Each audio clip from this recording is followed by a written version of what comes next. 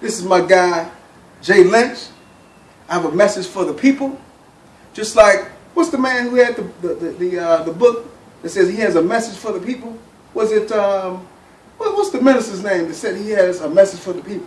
James Dix. No. I'm talking about Elijah. the minister. What's the minister say? What's the name of that book that you told me about?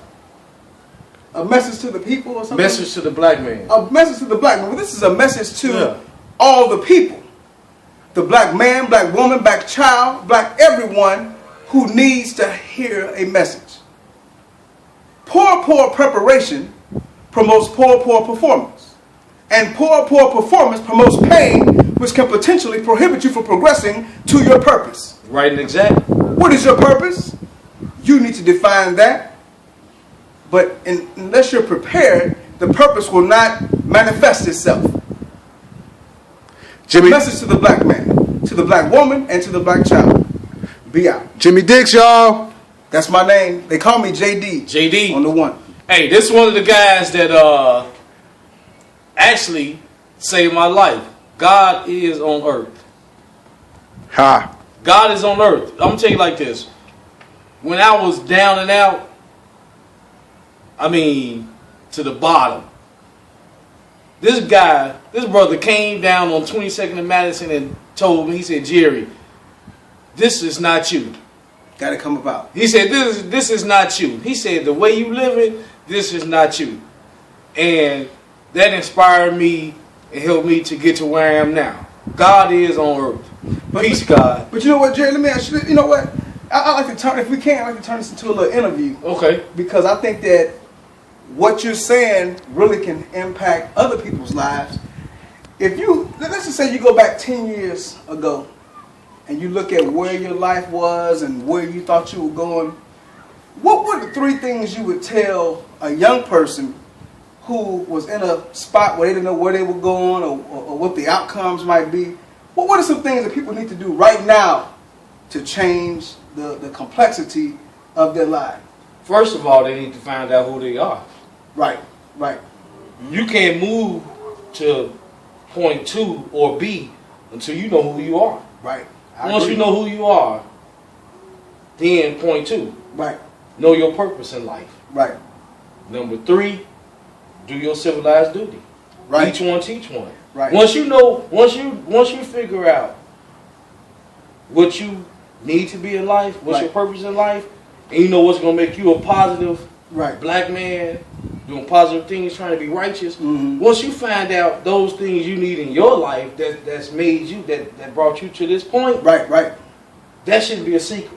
Right, exactly. That shouldn't be kept a secret. I agree. You should tell everybody what to do, what made you do it. It might not happen for them. Right. But that's what they call a testimony, right? Exactly. That's what they call a testimony. You know, one of the things that I found out in my experience in dealing with people is that oftentimes people deal with self-esteem issues.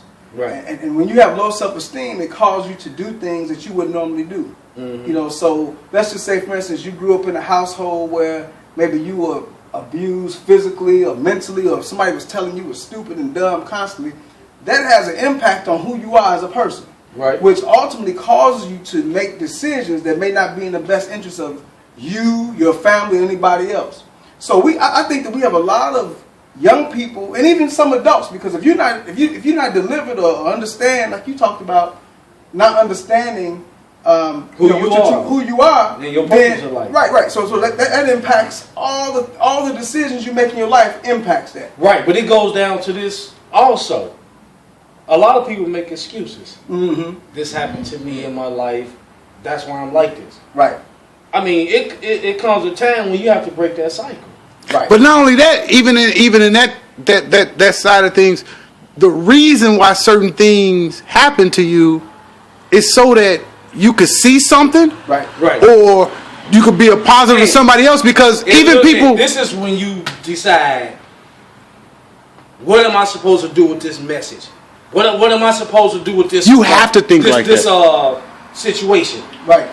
But is this a blessing? Is this a test? Or how do you look at it? Is this a test or what? Right. Certain things that happen in my life, I don't even look at it as a test. Right. I look at it like I gotta get over this shit.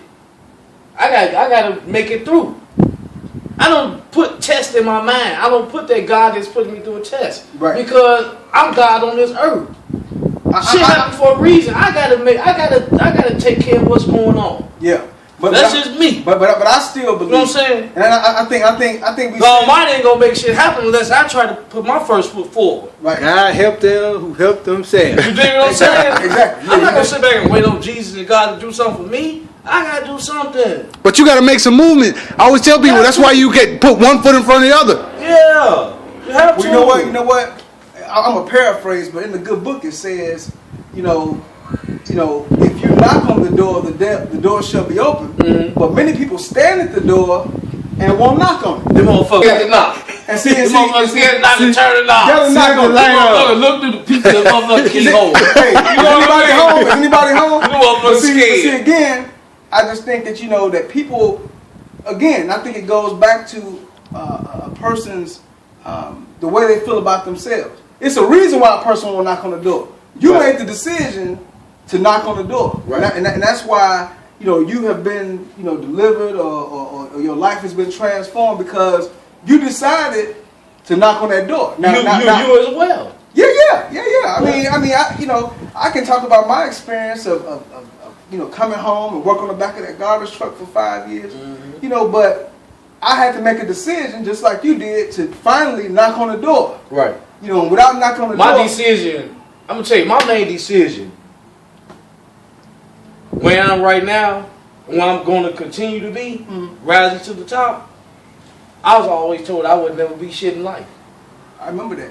Cause You dig what I'm saying? You used to throw a lot of rocks at cars. Yeah, I used to be mad. Hey, wait a minute. You forgot it. Well, I wasn't going to be anything because I was a menace. One time, it was two things that Jerry was known for when we was in school. Sketching and throwing rocks at cars.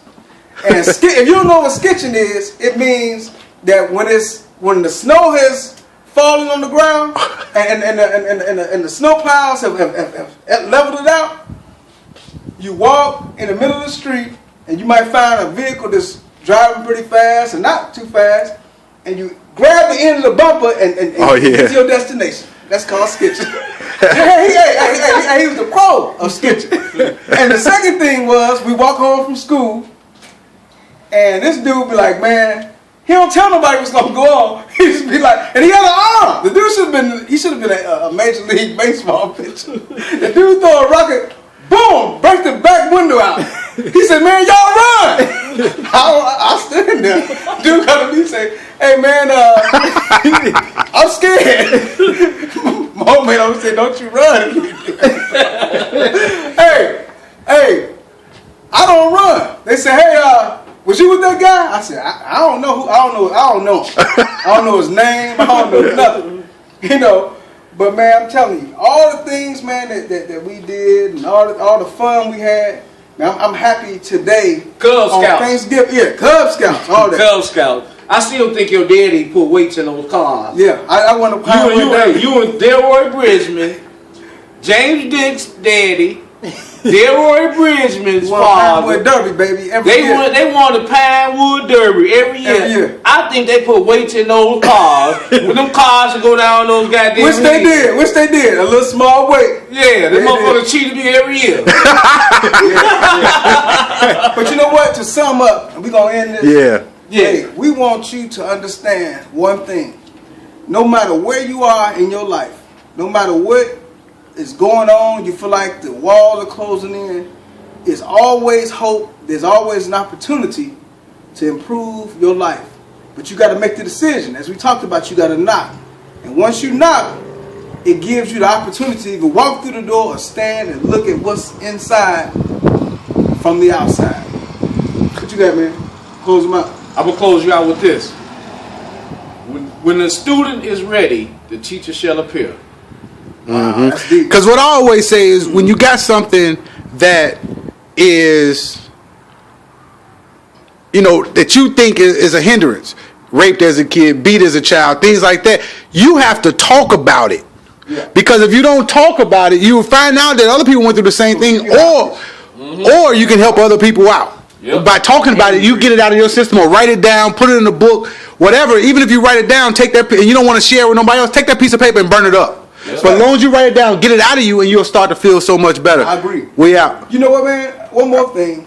You know, as we live this life, oftentimes we look at life as being a real big canvas that we trying to cover. But the bottom line is that, yeah, we do have an end destination, but the question becomes, what do we do in between the beginning point and the end point? What short-term goals do we have to get us to our long-term destination? Yeah.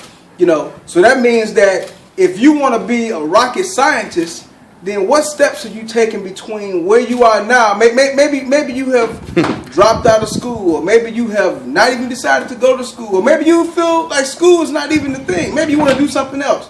But wherever you're trying to go, what steps are you doing during the day?